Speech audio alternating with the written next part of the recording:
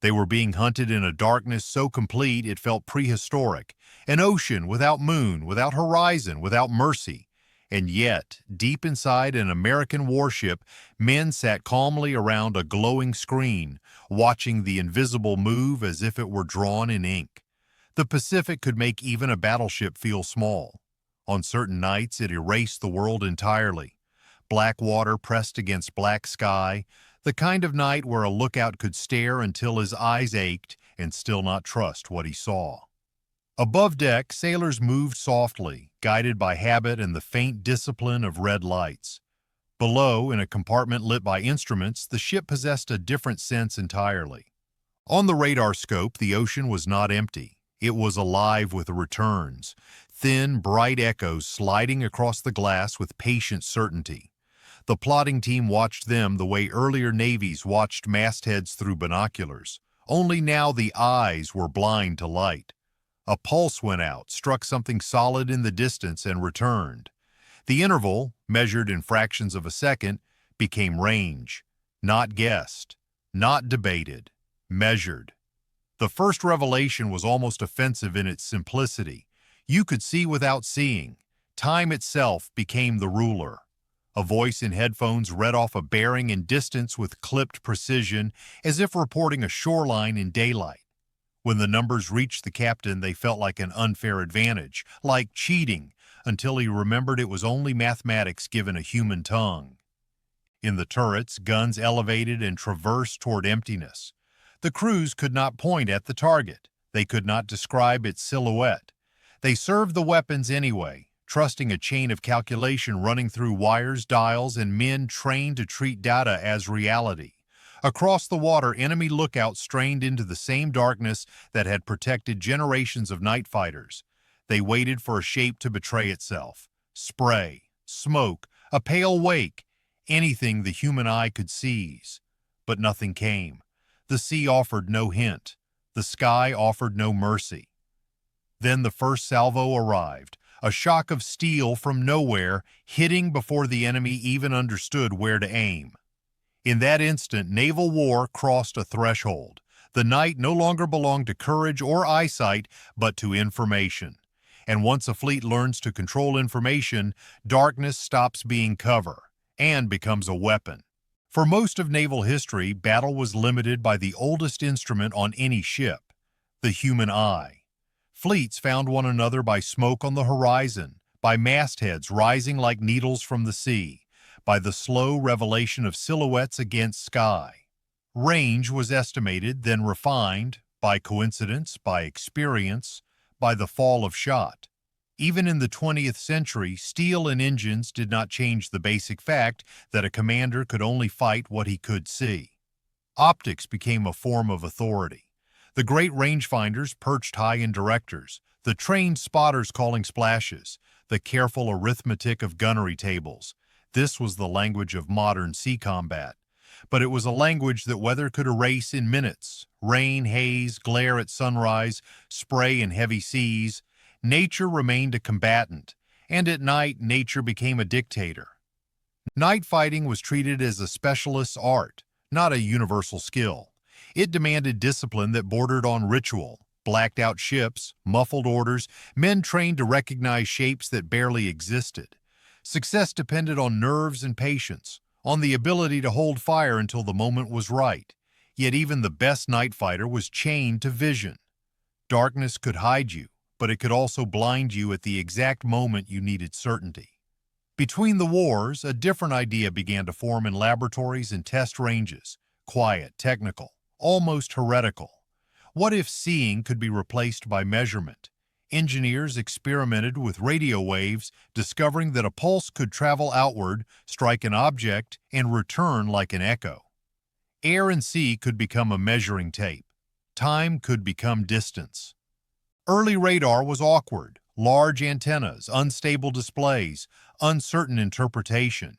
It could hint at a contact, sometimes at surprising range, but it could not yet deliver the clean precision needed to aim heavy guns. And that produced the next revelation. More subtle, more demanding.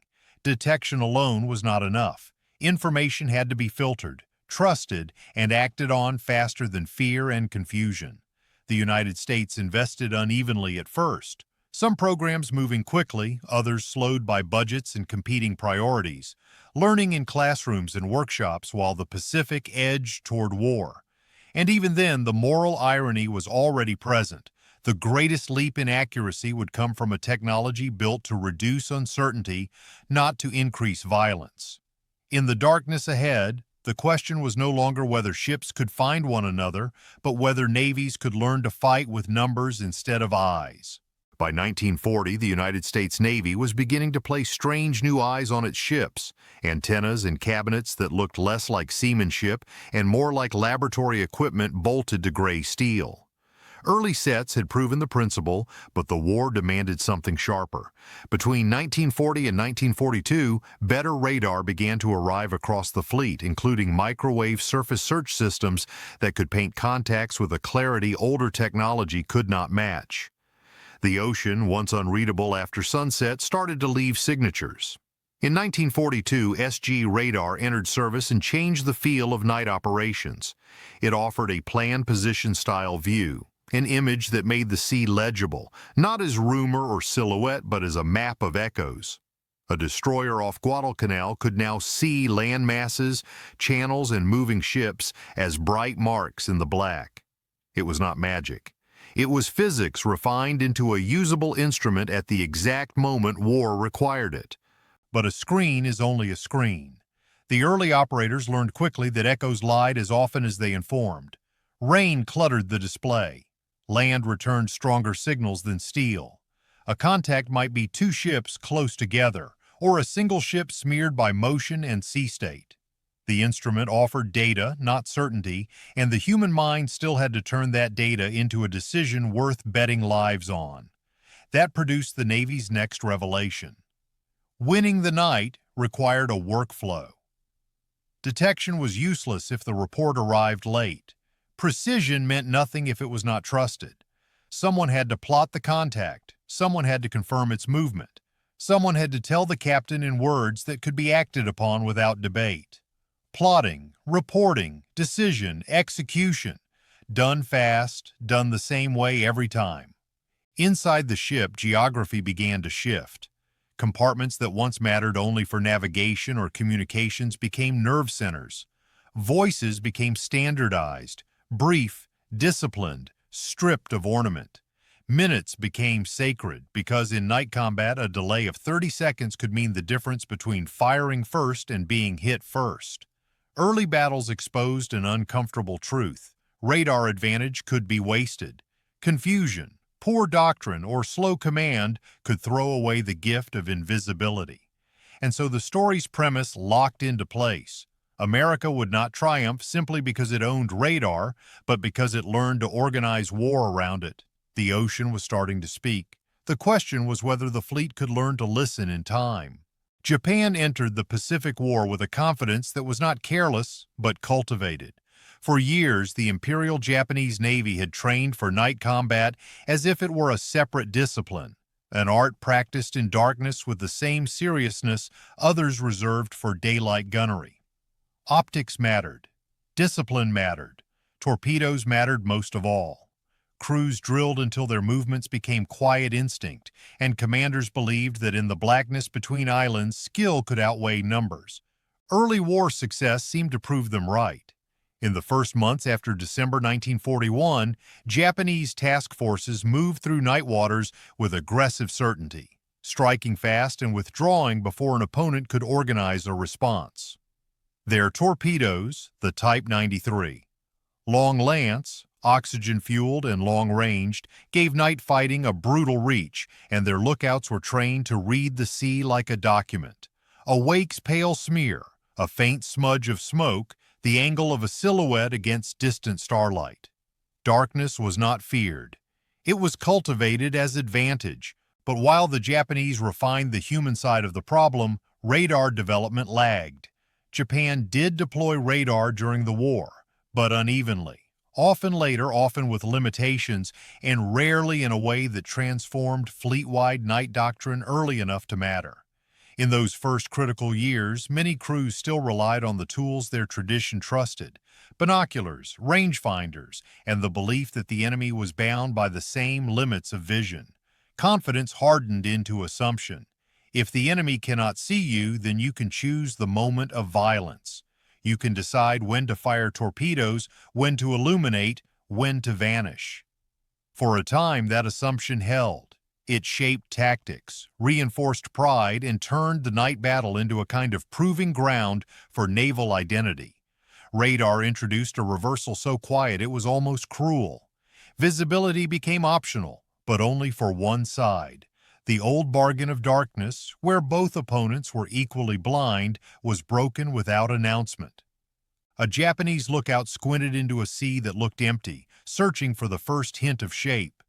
He saw nothing worth reporting. He could not know that in an American plotting room his ship was already a moving mark, measured and tracked, its course reduced to lines and numbers. Tradition can win early battles. Then, without changing its own character, it can begin to lose a war because the environment itself has changed and the old skills no longer touch the new reality. And in the black waters ahead, Japan was about to discover what it meant to fight an enemy who did not need to see. The American response to night combat did not begin as a romantic faith in seamanship. It began as an industrial instinct, an assumption that war could be made repeatable. If the ocean was unpredictable, then the process had to be predictable. Make detection reliable. Make gunnery consistent. Make command systematic so that decisions did not depend on a single man's eyesight or temperament. In the United States Navy, doctrine began to bend toward a belief that engineering could be strategy. Fire control, once dominated by optics and human judgment, evolved into a new triangle: the director that stabilized aim, the radar that measured range and bearing, and the computing machinery that converted motion into prediction. A moving ship in darkness was no longer just an elusive silhouette. It became a set of variables: course, speed, distance, fed into a solution that could be calculated, transmitted, and acted upon. It was a cold concept, but it promised something navies had always wanted and rarely possessed: certainty under pressure. The Mark I and Mark 1A fire control computers embodied this shift. They were not computers in the modern sense, but mechanical analog machines, gears and cams designed to solve the geometry of naval gunnery in real time. Paired with directors and radar inputs, they represented a radical claim: prediction could be mechanized. The future position of an unseen enemy could be estimated not by instinct, but by a disciplined chain of measurement. The change in human behavior was subtle and therefore powerful. Officers who had been trained to trust their eyes had to learn to trust instruments. The bridge, once the unquestioned center of perception, began sharing authority with compartments below deck, rooms where young men listened to static and watched glowing traces. In that redistribution of trust, the culture of command itself started to change. A radar operator calls out a contact he cannot visually confirm. He does it without drama because confidence here is not emotional. It is trained. He knows what the return looks like, what range rate implies, what the coastline would do to the signal. His certainty is procedural, built from repetition and correction, like a gun crew loading by muscle memory. The Navy's creed emerged with quiet clarity: remove guesswork, shorten decision cycles, and the enemy's courage becomes irrelevant. The revelation was not merely technical, it was organizational. This was the birth of a new battlefield advantage: precision not as a gift, but as a manufactured outcome. And somewhere ahead, in the first true tests of this belief, the fleet would learn whether numbers could survive the chaos of combat or break under it. In 1942, the United States Navy discovered a hard truth that no laboratory could fully teach: technology can arrive faster than understanding, and the sea punishes that gap without hesitation. Radar sets were appearing on ships at a pace that felt urgent, even miraculous. But a screen and an antenna did not automatically translate into victory. In the first true night battles of the Pacific, confusion could be as lethal as enemy gunfire, and sometimes it came from within. Procedures were still forming. Reporting chains differed from ship to ship, and in the stress of sudden contact, they fractured. A radar operator might see a return but hesitate to report it as an enemy. A plotter might mark it, but fail to communicate its speed and bearing with clarity. A captain might receive the information and still choose to trust his eyes instead, waiting for visual confirmation that never came until it was too late. In these moments, radar became a voice speaking into a room that had not yet agreed on how to listen. The waters around Guadalcanal became a brutal classroom. Night actions occurred in confined seas where islands broke up radar pictures and where distances collapsed quickly into torpedo range. Each error was not theoretical. It was paid for in steel. Ships hit, burning, or sinking in black water, while survivors clung to debris under the same indifferent stars. The Pacific did not grade on effort. It graded on results. And the enemy remained dangerous in ways radar could not erase. Japanese crews were aggressive, trained to exploit hesitation, and armed with torpedoes whose range and reliability shocked American commanders.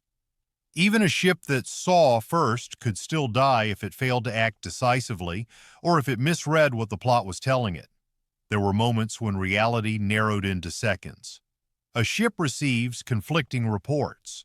One lookout claims a silhouette to port, another sees nothing, while the radar plot insists a contact is closing fast from a different bearing entirely. The bridge becomes a storm of voices and time drains away. In those few heartbeats, uncertainty regains its old power. The deeper truth emerged slowly but unmistakably. Radar is not sight. It is data. Data can be distorted, misunderstood, or ignored. Without disciplined interpretation, it is only another source of noise in battle. The revelation, carved into the night by losses, was plain. America's advantage would come only when it turned electronics into doctrine, and doctrine into habit. And the Navy's next step would be to build a place and a method where information could become action before the enemy's torpedoes could make the lesson final. The solution the U.S. Navy arrived at was not a new weapon, but a new kind of room. If radar was going to matter, it could not remain a lonely screen watched by a few specialists. It had to become part of command itself, something that shaped decisions before the enemy shaped them. Out of the early confusion of 1942, the Navy formalized a concept that would quietly remake sea combat, the Combat Information Center. Developed and pushed into the fleet during 1942 and 1943, the CIC was an internal command space designed to fuse scattered pieces of information into one coherent tactical picture. Radar contacts, radio reports, visual sightings, navigation fixes, everything that had once arrived separately, competing for attention, could be gathered, compared, and turned into a single story. The ship's senses were no longer isolated organs. They were being wired into a brain. New roles appeared, and with them a new language. Plotters tracked contacts on boards and charts. Talkers relayed information in standardized phrases, fast enough to be useful, clear enough to be trusted. Evaluators weighed contradictions, questioned phantom returns, and looked for patterns of enemy intent. These were not glamorous jobs. They demanded quiet concentration and a mind willing to live in vectors, bearing, range, speed, rather than in the comforting certainty of a visible target. A grease pencil became a weapon in its own right. On a plotting board, marks crept forward with each report, and in that slow movement lay the story of an approaching threat. Closure speed revealed urgency. A slight change of course suggested evasion or a torpedo run. Intent, so often guessed in war, could now be inferred from geometry. CIC doctrine compressed time. Detection led to classification. Classification led to a firing solution. It became a practice sequence rather than improvised debate, a routine rehearsed until it could survive shock and exhaustion. The ship did not have to figure it out anew in every engagement. It had a method. The enemy still fought largely with eyes and instinct, depending on the trained human ability to seize fleeting silhouettes in darkness. America began fighting with process, an information rhythm that did not tire in the same way flesh did and did not need moonlight to function. The revelation was larger than electronics. The American ship was becoming more than hull and guns. It was becoming a system, one that could outthink darkness and strike before the night could offer the enemy its old protection. And soon that brain would be asked to do more than track contacts. It would be asked to aim. Once the fleet learned to gather information, the next step was unavoidable, turning that information into violence with speed. Radar had begun as a means of detection, an early warning, a way to know what the night concealed. But as the technology matured, it crossed a decisive boundary. It stopped merely finding ships and started directing gunfire. Range and bearing were no longer estimated through optics and judged by splash. They were measured, updated, and fed directly into firing solutions. Fire control radar evolved quickly under wartime pressure. Earlier sets could help with ranging, but the demands of long-range gunnery against maneuvering targets pushed development toward more capable systems. For main batteries, radars like the Mark 8 brought a new level of precision, especially at night or in poor visibility. These were not simply better eyes. They were instruments designed to make gunnery less like art and more like calculation. The practical miracle was felt in the first salvos. Traditionally, ships walked their fire in, shoot, watch the splashes, correct, shoot again, an iterative process that consumed time and exposed a ship's position. Radar-guided gunnery could collapse that sequence. A well-trained team could deliver accurate opening fire without waiting for daylight cues, without depending on the sea to reveal where shells had fallen. The first punches landed clean. In the gunhouses, crews often fought an enemy they never saw. They loaded and rammed shells in a world of heat and metallic echo, listening for corrections relayed from elsewhere in the ship. The target was a set of numbers, spoken with the calm cadence of procedure. They felt the recoil shudder through steel, heard the next range update, and adjusted again. Almost like scripture repeated until it became true. For the enemy, the dilemma grew sharper. If you cannot locate the shooter, you cannot return effective fire. Bravery does not create a firing solution. Skill cannot correct for ignorance. A ship under radar-directed fire could be hit before it had a clear idea where the shells were coming from, and by the time it guessed, the pattern had already tightened. American accuracy became a psychological weapon. Hits arrived early, fast, and in disciplined sequences that suggested omniscience, not because the Americans were superhuman, but because their system removed uncertainty. And the revelation was larger than lethality.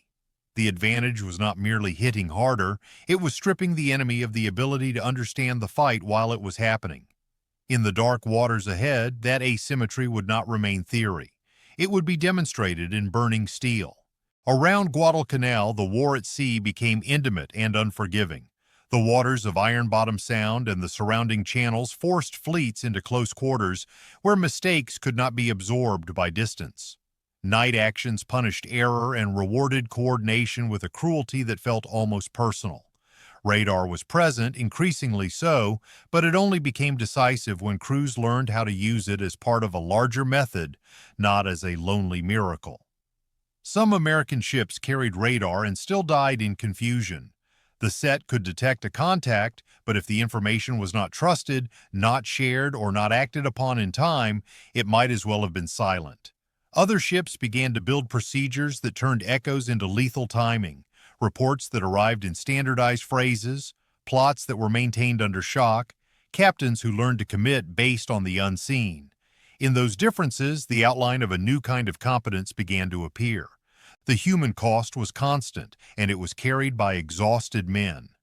Crews cycled through repeated night alarms until the line between vigilance and fatigue blurred. Sleep became a luxury measured in minutes. Attention became survival measured in seconds. A radar operator's eyes might burn from hours of staring into a glowing scope, yet he could not afford to miss a faint return that might be the first warning of torpedoes already in the water. The enemy remained capable of surprise in close range. Japanese tactics were aggressive, and their torpedoes turned darkness into a weapon that could strike without warning. Flares could suddenly bleach the night into harsh visibility. A silhouette might appear at close distance, so sudden it felt unreal, and then vanish behind smoke as shells found their mark. Radar did not cancel this danger. It merely offered a chance to meet it with preparation rather than shock. Yet each engagement pushed American practice forward. Reporting became more disciplined. Command relationships grew clearer, reducing the deadly hesitation of competing voices. Gunnery routines tightened until radar ranges could be converted into firing solutions with practice speed. The fleet was learning, but it was learning the way war always teaches, by punishing those who failed the lesson. Here the philosophical turn becomes grim. Progress was not abstract. It was paid for by the ships that didn't adapt in time and by the men who went down with them. The revelation that emerged from Guadalcanal was not simply technological. The United States was not only inventing new devices, it was inventing proficiency, turning knowledge into habit. And in the darkness ahead, that proficiency would soon face a test so clear it would silence doubt across the fleet. In November 1942, the waters off Guadalcanal were already heavy with wreckage and memory. Night after night, ships entered the same black channels and left behind flames, oil slicks, and names that would be spoken quietly for decades. It was here, in this confined darkness, that radar stopped being a promising advantage and became a verdict. On the night of November 14th to 15, the American battleship USS Washington moved through the dark with an ability that would have seemed impossible a generation earlier. Radar tracking gave her a certainty that night optics could not match. Contacts forming on the scope, ranges tightening, bearings steadying into a clear solution. The ship's great guns did not need moonlight. They needed only time, distance, and disciplined interpretation. The Japanese battleship Kirishima and her escorts entered the same fight believing in the old logic of night warfare. Their attention and fire focused elsewhere, drawn toward more visible opponents. In the confusion, they failed to recognize the heavier threat closing in. Visibility belonged to one side, and the other did not yet understand that the rules had changed. When Washington opened fire, it was not a gradual exchange, but a demonstration. Her main battery spoke with the blunt authority of 16-inch shells, and within minutes, Kirishima was being battered with a precision that felt unnatural in darkness. This was not finding the range by splashes. This was arithmetic translated into destruction, salvo after salvo arriving where the solution predicted they would. Deep inside Washington's hull, in plotting spaces far from the noise of the turrets, men worked in calm routines. Numbers were passed in measured voices, updated and repeated until they became action. A range, a bearing, a course, each piece of data climbing up through the ship's nervous system until it emerged as fire and impact above. It was an almost modern kind of killing, impersonal, procedural, frighteningly efficient. For the Japanese, the experience was disorientation made physical. Shells arrived from darkness with no clear origin. The night offered no silhouette to aim at, no reliable direction to answer. Courage could not correct for uncertainty. Skill could not solve what could not be seen. The lesson traveled quickly through the fleet. Radar-directed fire was not theory. It was decisive reality. And with it came a revelation as stark as the burning water off Guadalcanal. The night-fighting advantage had changed owners, not by bravery, not by tradition, but by measurement. The question now was how far that advantage could be scaled until entire battles were decided before one side truly knew the fight had begun. On October 25, 1944, in the narrow darkness of Surigao Strait, naval history closed a chapter. This was the last battleship versus battleship gun action, but it was not a final echo of the old age. It was a verdict delivered by the new one. The ships were familiar. Big guns, thick armor, long traditions, but the way they found and killed each other had changed beyond recognition. In the pitch black, American battleships held a kind of sight their predecessors could not have imagined. Radar tracked approaching targets at long range, turning the strait into a plotted diagram. Bearings stabilized, ranges tightened, tracks formed and hardened into certainty. On the Japanese side, the same darkness that had once been protection now became a trap. They could not answer with equal precision because they could not build an equal picture of the fight. USS West Virginia illustrated the shift with cold clarity. Her radar obtained contact, and when she opened fire, the battle effectively began before the enemy could truly begin it.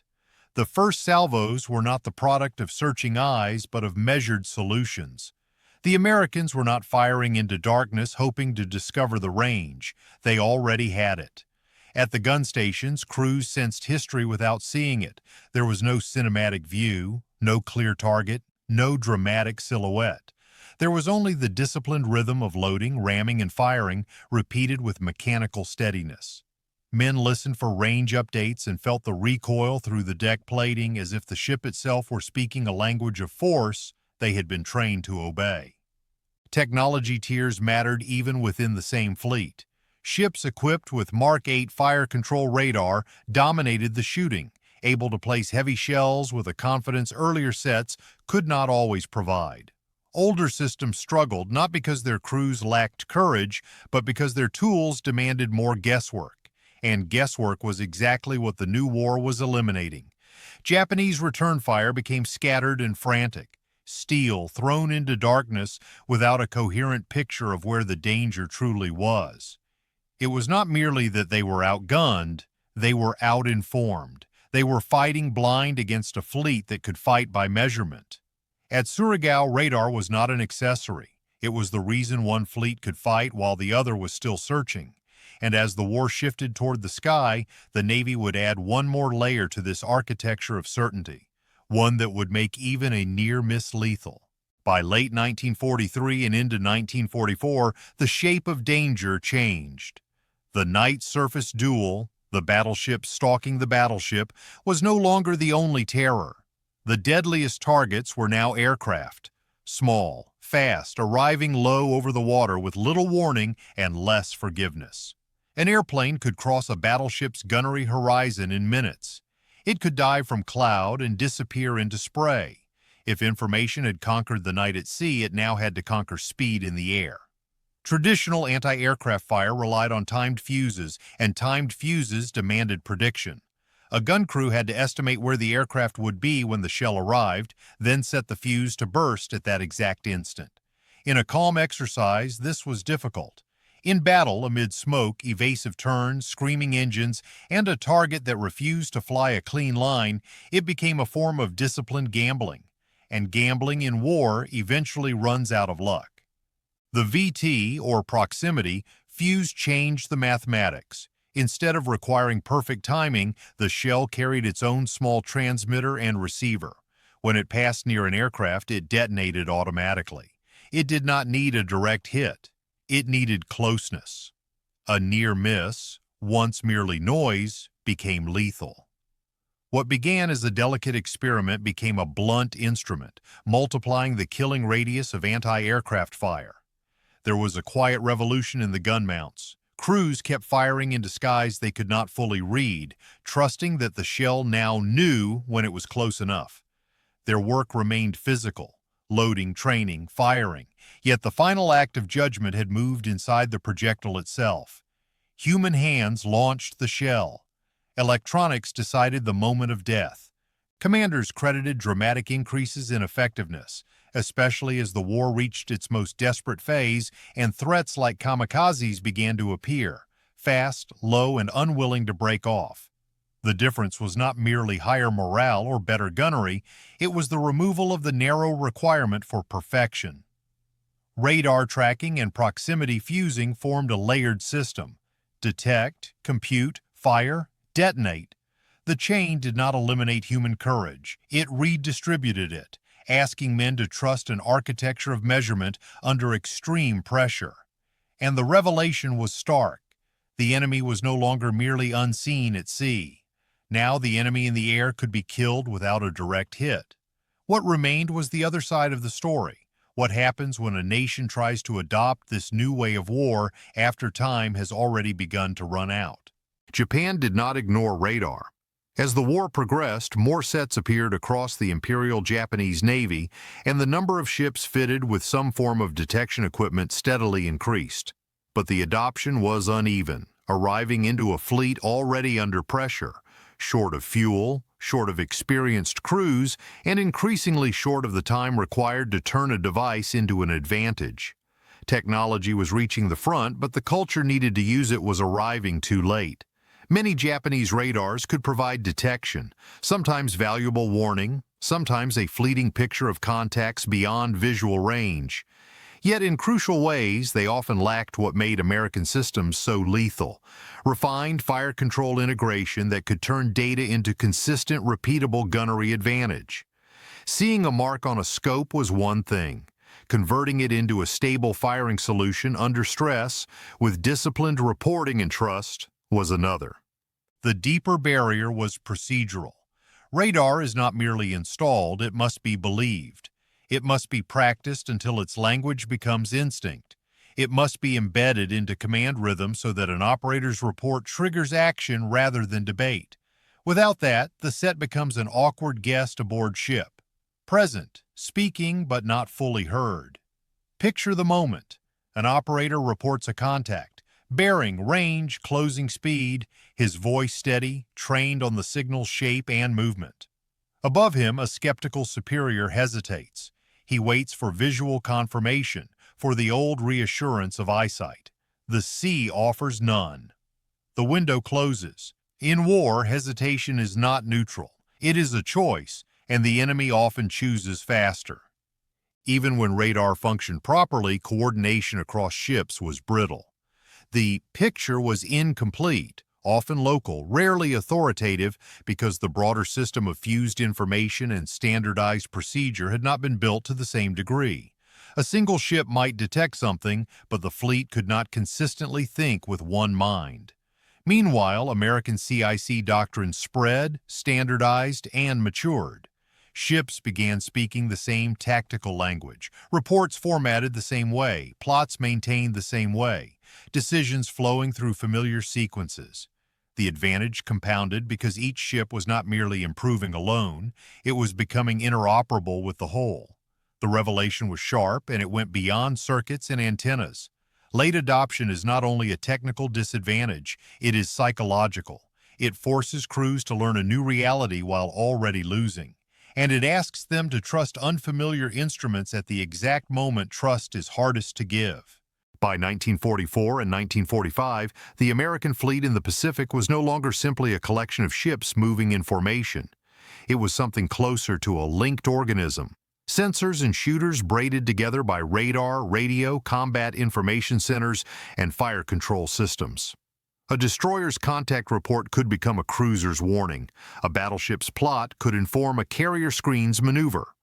Information moved through the fleet the way blood moves through a body, continuously, urgently, without ceremony. The decisive advantage was not a single device, no matter how celebrated. It was a chain. Detect, classify, decide, engage, repeated faster than the enemy could react, and repeated in the same disciplined sequence regardless of fatigue, weather, or fear. Where earlier navies fought in bursts of perception and improvisation, this fleet fought in cycles, each one compressing time until the enemy's choices narrowed to almost nothing. Fire control computers and directors turned motion into prediction. Prediction became aim. Aim became disciplined salvos. The process was mechanical in the best sense, stable under stress, capable of producing results even when individuals were exhausted. It did not eliminate human judgment, but it narrowed the range of possible mistakes. The system guided men toward the correct decision the way rails guide a train. Not glamorous, but reliable. A young officer learned quickly that leadership now included managing information flow.